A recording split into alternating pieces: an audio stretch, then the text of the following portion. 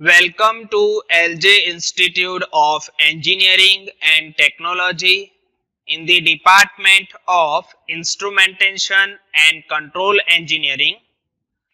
I am your instructor Jayesh Prajapati. In this session, we will discuss the subject that is Industrial Drives and Control. So let us start. Unit number 5, that is Frequency Control Induction Motor Drives. That is chapter number 5. In our previous session, we will also discuss some content of chapter number 5, Frequency Control Induction Motor Drives. So in our previous session, we have already discussed the static frequency changer circuit, also the basic construction and working of induction motor. And also in our previous session, we will discuss the inverter, that is half bridge or MC Murray inverter, full bridge inverter and its operation. So that we have already discussed in our previous session. Now in this session, we will discuss the content, that is a speed control induction motor. Then voltage hertz strategy in inverter fed induction motor drives. So these are two main important topic for this chapter, because actually in the drive circuit we have to control the speed. So first of all, the first topic, that is a speed control, then voltage hertz V by F strategy for induction motor drives. So that is the content that we have to study in this chapters, in this session. So let us start. Speed control. So basically in the induction motor, we have to vary the input voltage, and a induction motor is AC motor. So we have to vary voltage or frequency. So that's why we can call it as a V by F method. So how it can be happen, that study in this speed control. Speed control is achieved in the induction driver induction motor by means of variable frequency. Okay, when we vary the frequency, that times the speed of induction motor can be vary. Then apart from the frequency, the applied voltage need to be vary to keep the air gap flux constant. Okay, whenever the frequency or applied voltage is vary, but that times the air gap flux in this between the stator and rotor, that will be a constant. Okay, then air gap flux induced EMF in AC machine, that is given by the equation, that is E1 is equal to 4.44 k omega phi m Fs into T1, that is called equation number 1. So we already study in the electrical machine the air gap flux equation E1 4.44 Fs phi m kW into T1. Now here the Kw1, that is called stator winding factor, then phi m, that is a peak air gap flux, and Fs, that is the supply frequency, and T1 is equal to the number of turns per phase in the stator. And neglecting the stator impedance Rs plus J X1s, the induced EMF approximately equal to the supply phase voltage. So that is given by this equation. You can see the supply phase voltage, that is equal to, almost equal to E1. So that's why we have write this equation number 2. Okay, so here we have neglect the stator impedance, and then we can say that the phase voltage, that is equal to the induced voltage. Okay, now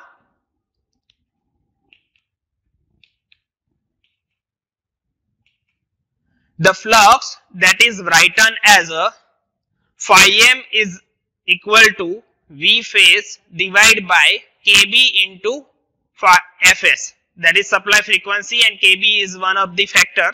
So in this way we can write this because flux that is equal to voltage divided by Kb into Fs. Okay, that is equation number 3, where Kb is equal to 4.44 kW1 into T1, that is equation number 4.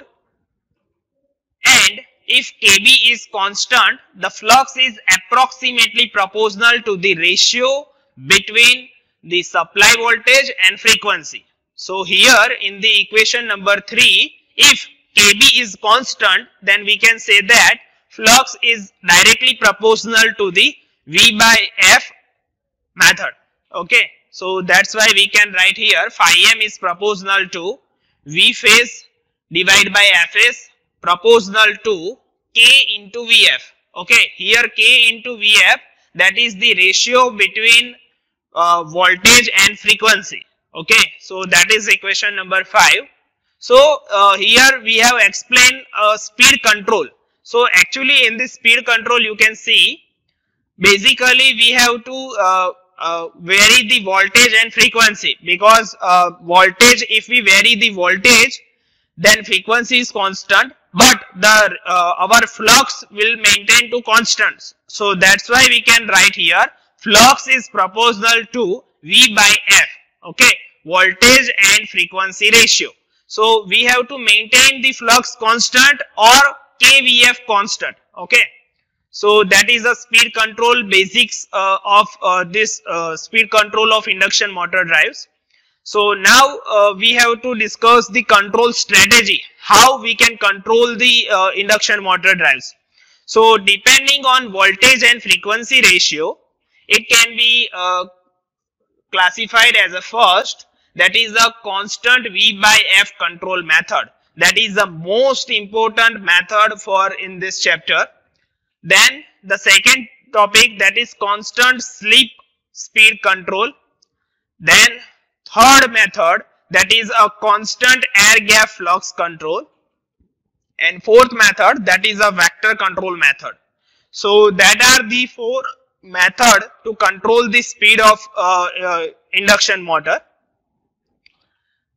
Now let us start the first method, that is a constant V by F control method. So that is the most important topic for this chapter. So let us start. First of all, we have to draw the figure for depending between the voltage and frequency. So we have to write a relation between frequency and voltage. So we have to draw some figures. So let us start to draw figure. First, that is a resistance Rs. Then the inductance, that is J into X1S. Then we can take as another impedance, that is on rotor side, we can say that. And the resistance, that is a variable resistance R1 RR divided by C.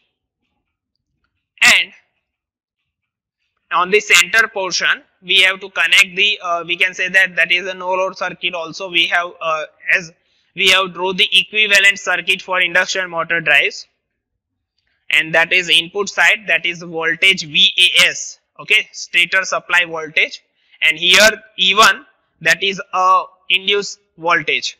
Okay, so if we draw the current, then current from stator side IS, then rotor side, then no load current I0, and here we can say that IC current, resistor RC, and here we can say that magnetizing current. Okay, IM, that is magnetizing current. And that is the figure for equivalent circuit of induction motor drives. Okay, we have already studied this equivalent circuit for electrical machine subject also. Okay, so basically in the this equivalent circuit, one of the side, that is stator side, one of the side, that is rotor side, and center, that is no load circuits. So that is the equivalent circuit for induction motor. So now from this relation we have to explain the relation between voltage and frequency. So that's why the applied phase voltage from the equivalent circuit is, we can write as a VAS1 is equal to E1 plus IS1 in the bracket RS plus J X1S. Okay, that is equation number 6. Okay, so that is a applied voltage for this equivalent circuit, where IS1, that is a fundamental stator phase current, then the dependence of phase voltage on stator impedance drop in per unit is derived as follow. Okay, now we have to explain this in per unit system also. Okay, here we have used 1 AS1, then ASN, that is normalized. That's why we can use a per unit system. So here for per unit system, we divide the every value by the base value. Okay, we know that the per unit definition, every is divided by the base value. So here we have divided this equation number 6 with the base value VB. Okay, so VAS1 divided by VB is equal to E1 divided by VB plus IS1 divided by VB in the bracket RS plus J X1S. So from this equation we can write in the simple manner like in this way: VASN is equal to E1N plus IS1N RSN plus JX1SN. That is equation number 7. So in this way we can write this equation. Now here VASN, that is equal to VAS1 divided by VB into the per unit system. The relationship between the applied phase voltage and frequency in the general is written as a VAS is equal to V0 plus KVF into Fs. Okay, so in this way we can write the relation between the voltage, then applied voltage and frequency. Equation number 8, where V0 is equal to IS1 into RS. Okay, so that is a V0 equation. V0, that is a offset voltage to overcome the stator resistive drop. Okay, so that is a V0 is the offset voltage to overcome the stator resistive drop. Now we know that the fundamental RMS voltage for the 6-step waveform, that is V phase, that is equal to VAS divided by root 2. So we can write here 2 divided by pi V DC. Okay, we can convert this by DC. Okay, so V 2 by pi V DC divided by root 2. In this way we can write this equation. So here V phase is equal to 0.45 VDC. Okay, if we convert the phase voltage into the VDC, then its variation, that is 0.45. So we can say that that is equation number 9. Now in the normalized form we can write as a VASN, that is normalized form, applied voltage VAS into N. So VASN is equal to V phase divided by root 2, that is equal to V phase, that is equation number 9. So we can write as a 0.45 VDC divided by VB, because that is a normalized equation. Okay, now VASN is equal to 0.45 VDC into N, that is equation number 10. So here that is a relationship between voltage and DC voltage relationship. Okay, now here VON, that is equal to V0 divided by VB, that is we can say that offset voltage V0 in normalized form we can write as a VON is equal to V0 divided by VB, that is per unit system. Okay, and E1N is also write in normalized form, that is E1N divided by VB, that is equal to KVF Fs divided by KVF FB. So we can write here KVF cancel and it can be write like FSN. Okay, in per unit system. Now here E1n is equal to E1 divided by VB, and here we can write voltage that is equal to Im into Xm and Ib into Xb. So that's why we can write here like J. So we have divide this Xm. Okay, so Xm is equal to J Im omega S into Lm divided by Ib omega B into Lb. And here we can write as a J into lambda m divided by lambda b into omega s divided by omega b. And here it can be write in normalized form like J is equal to lambda mn omega s into n, and where lambda is equal to lambda m is equal to Im into Lm and lambda b is equal to Ib into Lb, where the Xm that is a mutual Fox linkage. Okay, so that's why we can use this equation.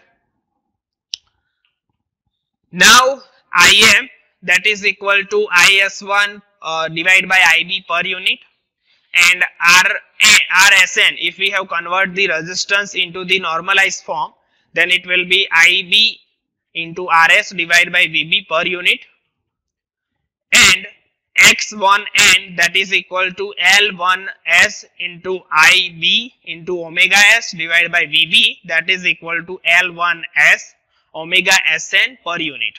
Okay, so that is the equation that we have to derive.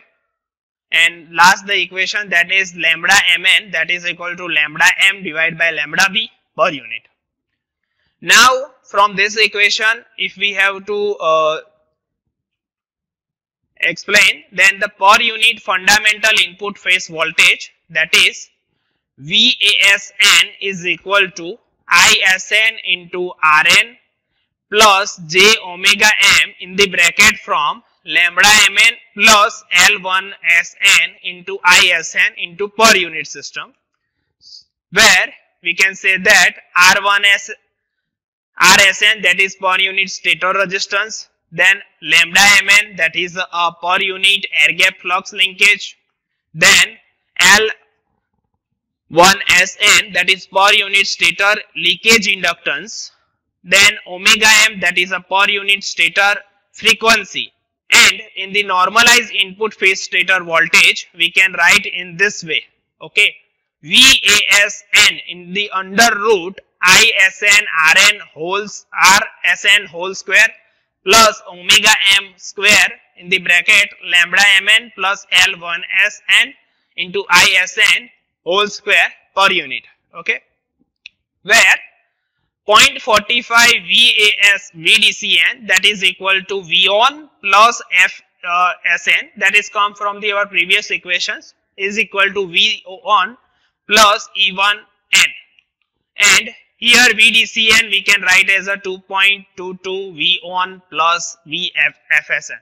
Okay, here you can see if we have divided the 0.45 on the back side, so its equation like this: VDC that is equal to 2.22 in the bracket V1 plus Fsn, where VDCN is a DC link voltage in per unit. Okay, and E1n is a funda normalized induced EMF. Okay, now from this equation, if we have to draw the voltage and Hertz strategy in the inverter fed induction motor drives, then it will be like this. You can see in the figure. First we have to take the control rectifier, and the input for the control rectifier, that is a 3-phase AC supply, then that is connected with this DC link. Okay, DC link filter. Then this capacitor is connected to maintain a constant DC voltage across this inverter, and here we have write this inverter like VVVF inverter, variable voltage variable frequency inverter. Okay, so that's why we can write here that is VVVF. So it's also called as a VQF inverter. Then this input, that output is connected to the induction motor. So that is our basic control strategy. Now we have introduced a voltage Hertz strategy for inverter fed induction motor drives. So here we have connect the feedback, okay, back inverter bed. So from the inverter we have take the lines, okay, then that is called as a reference frequency, okay, FSN star, that is connected to the summing points, okay. Then here input also side, and that is a VAN, okay, normalized voltage, okay, that is connected with 0.22 that comes from our equations, okay, that is given to the our control rectifier circuit. So in this way we can modify the our control normal system with the control system, okay, that is a closed loop system, you can see now, okay. So that is a voltage Hertz strategy in the inverter fed induction motor drives. Here the DC, that is VDC star into N, okay, that is come from this our equations, okay, that's why we can convert this by DC, okay. Here because here AC is converted into DC, then DC is converted into the AC, so that's why we can use this VDC. So from this figure you can understand how this equation we can derive previous, okay. So the next modify and another strategy for induction motor drives, that's we can discuss in our next session. So in this session we have discussed only this simple volt Hertz strategy and then equations, okay. So that is a figure for voltage Hertz strategy in induction motor fed induction motor drives, okay. Thank you very much.